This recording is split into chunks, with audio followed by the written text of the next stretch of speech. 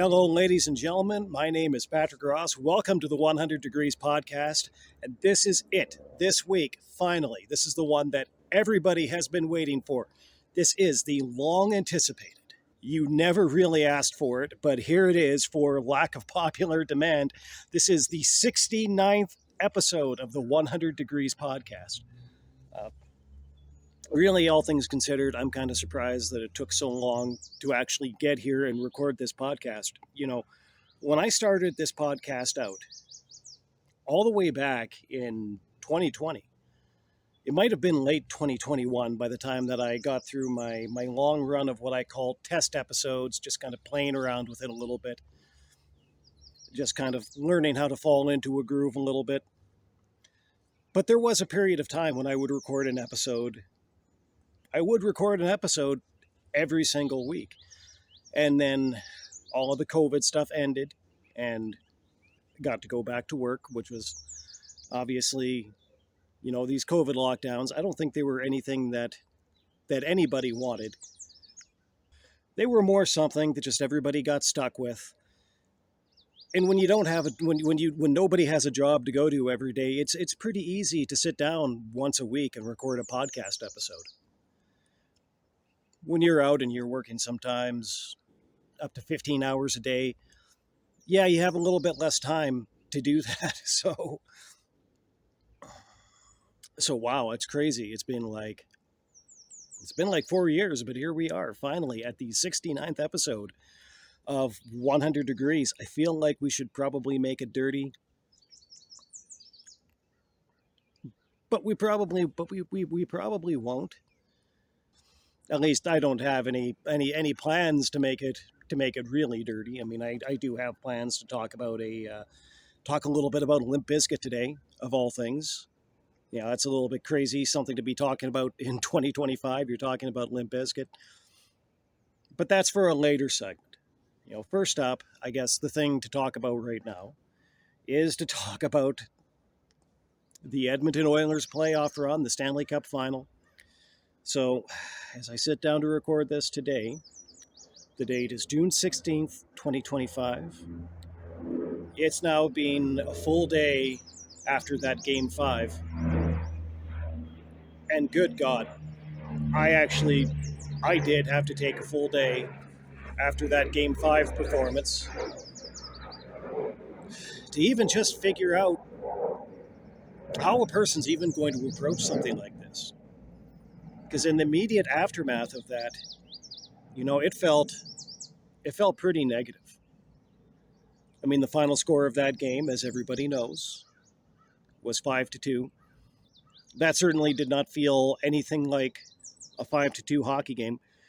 The Oilers only had 3 shots in that first period on home ice.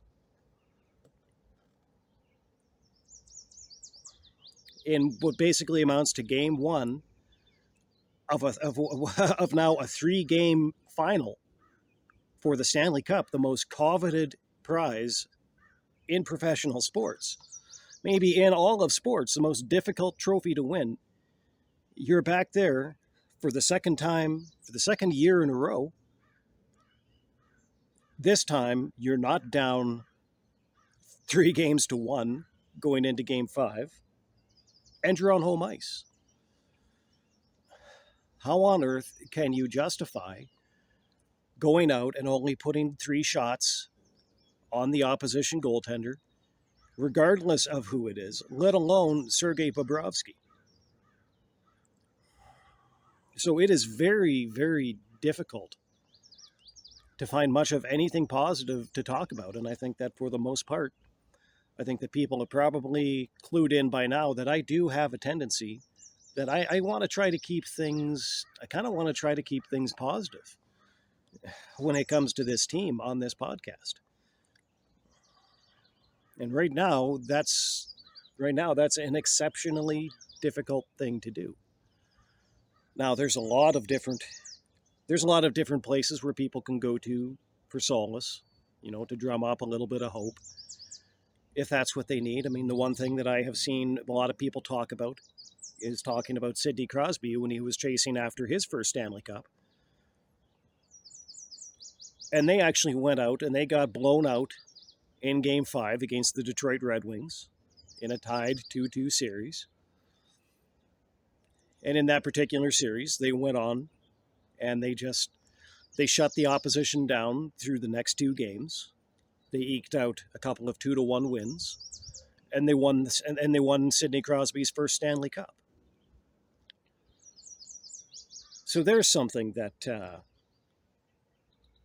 there's something to take some solace in. Maybe eke a little bit of hope out of that. Teams that finish the first 4 games of the series tied at 2-2. The team that wins Game 4, they have a very high statistical advantage of going on to win the remainder of the series. Here's one in particular that I don't think that I've heard mentioned anywhere at all, and that is that in the salary cap era, whenever the Edmonton Oilers have faced elimination in a Stanley Cup Final, they've gone on to rattle off at least 2 consecutive wins. So there's another one right there, one that I don't think I've seen mentioned anywhere. But like I said the last time that I sat down and recorded, there are no guarantees. There are no guarantees in competitive sports. Even when Mark Messier made his famous guarantee that they were going to beat the New Jersey Devils in that, I believe that was Game 6 of that series in 1994. I mean, yeah, that means a lot when it's coming from Mark Messier, but in reality, there are no guarantees. You can say, I guarantee this, I guarantee that. At the end of the day, you can only guarantee what you can go out and enforce. And in Game 5, this team definitely did not look like one that's going to go out and enforce its will on the opposing team. If anything, Brad Marchand went out and he single-handedly enforced his will upon the Edmonton Oilers.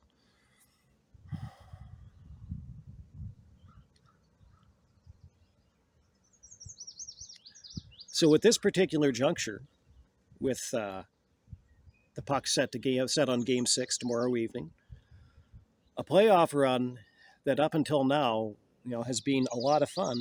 It definitely doesn't feel nearly as fun right now. And probably nor should it. It shouldn't feel very much fun for anybody involved with this team, specifically with Connor McDavid. I don't think that I have criticized Connor McDavid very much, during the run of this podcast. I can think of maybe one previous occasion, a couple of years ago, when I questioned his leadership capabilities. And I think that he has definitely shored that up in the time since then. I think that Connor McDavid as a leader today is head and shoulders above Connor McDavid as a leader at the time that particular episode was recorded.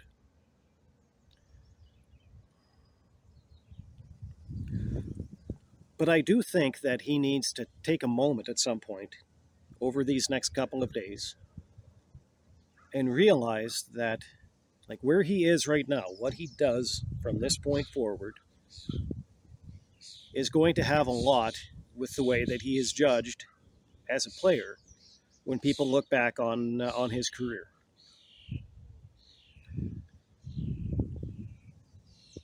Because this was supposed to be it. This was supposed to be the one. Pretty much the stage was set for it, almost more perfectly than anybody ever could have asked for. You go to the Stanley Cup, you go to the Stanley Cup Final in one year and you lose. And basically in that situation, you have to learn a lot about what it takes to win a Stanley Cup. So now you come back there in the next year and you get all the way back to the Stanley Cup Final again. And this time, almost improbably based on how your regular season concluded, you actually have home ice advantage playing against the same opponent in the Stanley Cup Final. There are not very many excuses left remaining at this point. I mean, maybe one or two factors that I think that obviously people can bring up. I mean, the officiating at times has been absolutely horrible. And I think that actually there probably need to be some rule changes coming out of this Stanley Cup Final. I feel like, if you're a referee and you're a referee and a player makes contact, a player possessing the puck makes contact with you, that should be a dead play right then and there. That should probably be a rule that the NHL institutes. There's no way that a good referee should put himself in that position, but it happened. There was basically a game-turning goal came off of that play. I think the NHL is going to have to make a rule change there, but regardless, okay, I'm getting away from it. There aren't a lot of excuses that people are going to be able to look to.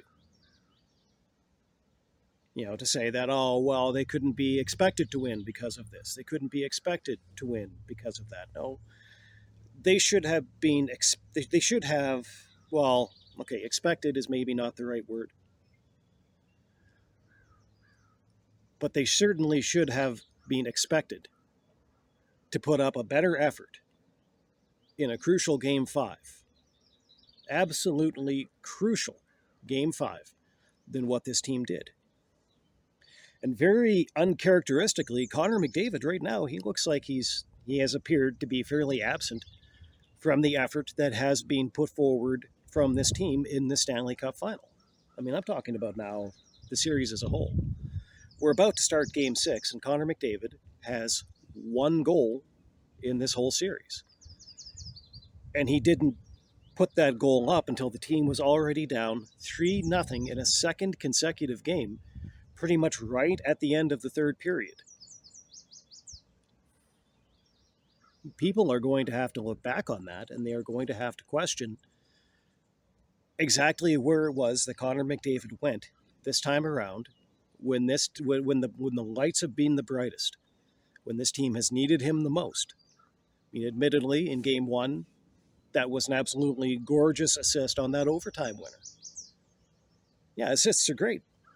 But as I think it was actually Cam Tate once wrote about a Brad Isbister assist, it's like, yeah, nice assist, now fill the net. And while it has been great to see what the Edmonton Oilers have been able to accomplish on the score sheet this postseason, without McDavid and without Draisaitl, at a certain point, both of those guys have to show up. Like, both of them. So Leon Draisaitl has turned up. Like, that's fantastic. He was absent last year in the Stanley Cup Final. I believe, if I remember right, he didn't have any goals in the Stanley Cup Final for the entire series last year, the 7-game series. It's very unlikely on Draisaitl, but he did have some injuries that were plaguing him. And at a certain point, that just kind of becomes the story of postseason Leon Draisaitl is, how injured is he? So, but this year, Leon Draisaitl, he's shown up on the score sheet in the final. And now we need Connor McDavid to show up.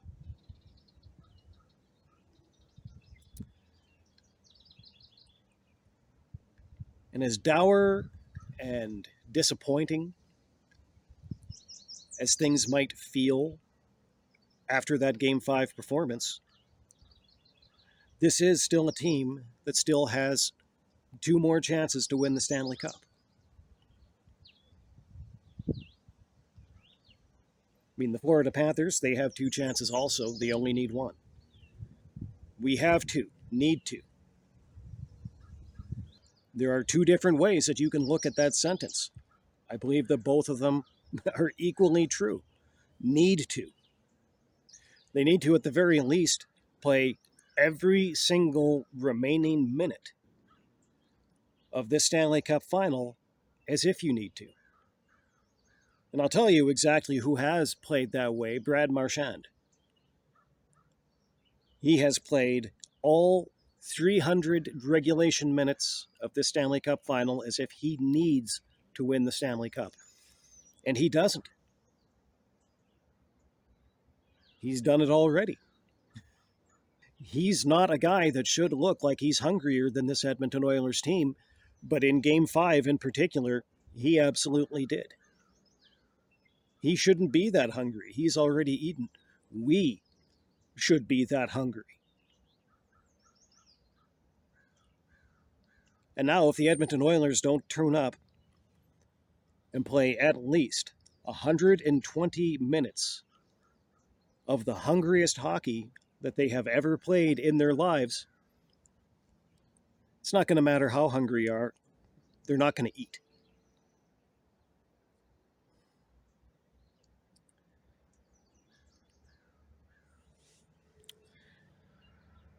And I do feel like at this particular stage, I mean, always trying to say something positive about this team, always trying to come back and leave it with something positive. But we're not going to see until tomorrow night whether or not there actually is something positive, to come back to with this team. The positive thing that for this team to come back to has to be the 6th Stanley Cup. Because I think that it's fair to ask, if not now, when? If not now, ever? So tomorrow night, that puck is going to drop. The bell is going to ring. It can be a ring bell if you want to think of this as a fight. It can be a dinner bell if you want to think about it in that particular, something like that. But if this team doesn't answer that bell, there might not be another meal ever. And if they don't go out on that ice tomorrow night understanding that, then guarantee you that this is a team that's going to go hungry probably for quite some time.